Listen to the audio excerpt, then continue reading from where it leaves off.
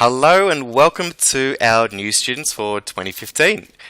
In this short video I'm going to show you how to submit work, so how to submit learning activities and how to submit some of your assessments to be graded by your trainer. So by the end of this session you'll know what you'll have all of the information that you need to be able to successfully submit some of your activities and your work. So thanks for joining us.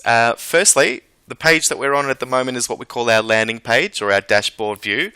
My suggestion is to go to your course homepage. So look for your course homepage, which might be the month that you started and the qualification, or it might say welcome, it might say course home. There's a few ways it could be worded. It's usually that first one on the top of your list there. So let's click on that, and that will give us the list of our subjects for this particular course. Now the first subject, the one that we're mostly going to probably click on just to begin with, is the first one, which is called planning. So I'm going to go ahead and click on that planning icon. That'll redirect me now to the planning page or the planning course page. Now to access the course learning material, don't forget to click on this image here, the actual image. That'll actually redirect you to the actual learning material, which has all of the lesson and all of the information that you need to complete your activities and your work, in conjunction obviously with the webinars and conversations with your trainer and other students. Firstly, there's two sort of key types of submissions that you need to do for each subject. You have learning activities and you have assessments. Now the learning activities are broken into two different styles. One is what we call the essay style, and one is an automatic quiz style or an automatically marked style. So the ones that have a little piece of paper with a cup, with a hand cupping it, are what we call our essay styles. I'm going to click on that very first learning activity called goal setting and show you what happens when you open that. So when I open that, it actually directs me to a page that explains what it is I need to do here. So in these learning activities and these lesson style activities, you're basically just loaded with questions that you need to answer. So the way to go about answering, this set has 4 questions. You need to answer those 4 questions to complete this particular activity. The thing to note about learning activities is you have unlimited attempts. They are what we call formative exercises. It's designed that you have a bit of fun, spend a bit of time with them, get to know the material a little bit in that way. It gives trainers a chance also to see if there's any areas to provide you with additional feedback before you start your assessments. So certainly don't worry about getting a wrong answer when you're going through those learning activities. It's designed for that. So to answer these questions, here we have 4 questions in this first set, goal setting. I would need to click on this button here that says add submission. Once I click that add submission button, it will open an online text box, or this little box here, in which I can actually put my answer. One way that you can submit your answer is to copy and paste the actual questions, which I'm going to do above, into the box, and then just put the answers to your questions underneath. So the first question is asking you to review your workload and set a couple of SMART goals.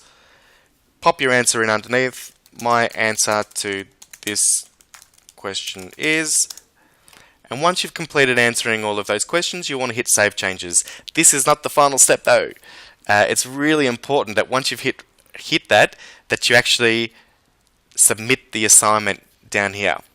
Once you've saved it, you can actually leave, make a cup of coffee, you can go to work, you can do a few things and come back, and that your work has been saved. It saves as a draft. It is not submitted. At this point, it is not in the hands of the trainer. It will not be ready to be marked. To complete it, you actually need to hit this Submit Assignment button down the bottom. It'll then ask you just to acknowledge that what you've actually put in there is your own work, which you'll do so and click Continue. Now, at this point, you will actually get an email saying that we have actually received your submission, and thanking you very much for doing that. So keep an eye out for those emails that will come through to you for that. Now that's how to submit questions on the first type of learning activities, which are the essay styles. We also have these other types of learning activities, and you'll notice them. Well, there's a difference because there's an orange tick over the blue page. These ones are automatic responses. So when you see these type of activities, there's no mark that you are to expect from your trainer. In fact, all of the marks are automatic.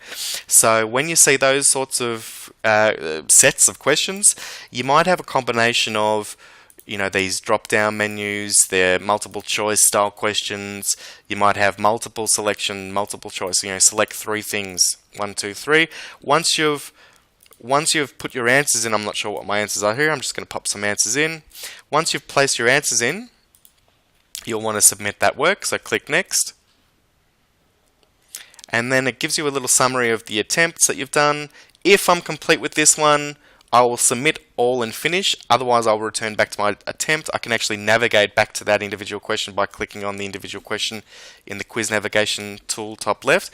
But if I'm satisfied with my answers, I'm going to submit all and finish. It'll also again ask you to confirm that the work is your own, confirm that, and then the work is now has been officially submitted. You will automatically receive a grade for that work that you've submitted to, which should come up any moment. Now, just while that's loading up, that usually would have loaded up by now. There's just out of by the by, that's the actual email confirming that the work has been sent and received. So you'll get that email when you submit some work, so that you know that we've received it. And that was the email that just popped up then. Here you can actually see where you've gotten wrong answers, where your answers are correct. You do need to get 100% on your learning activities. We can see here question 1 was wrong, it's in red. Question 2 is correct, it's in green. 3, 4 and 5 were partially correct, which is why they're yellow. Once I finish the review, I'll click finish the review, and if I want, now I can go ahead and re-attempt the quiz. You can attempt that as many times as you like, guys. The idea is that you get 100% by the end of it. The only other thing you need to know as far as handing in work is handing in assessment tasks. These are very similar to the same ones above, the essay questions in your learning activities. Only difference with these submissions are that you are required to submit a file rather than just putting some text in the box. So when you click on it, you'll see the blue text gives you the instructions on how to do it, which is what we're explaining now. The black text is your what you actually need to do for that particular assignment. And if I'm ready to submit, I'll just scroll to the bottom and click on this Add Submission button. The difference between this and the one before is that it'll give me this file submission box down below. So you'll have to scroll all the way down to the bottom, guys, to find that file submission box. Here you can do one of two things. You can click on this Add button, and then it'll try and pick a file out of your computer. Or you can simply do what we call drag and drop. So if I open this,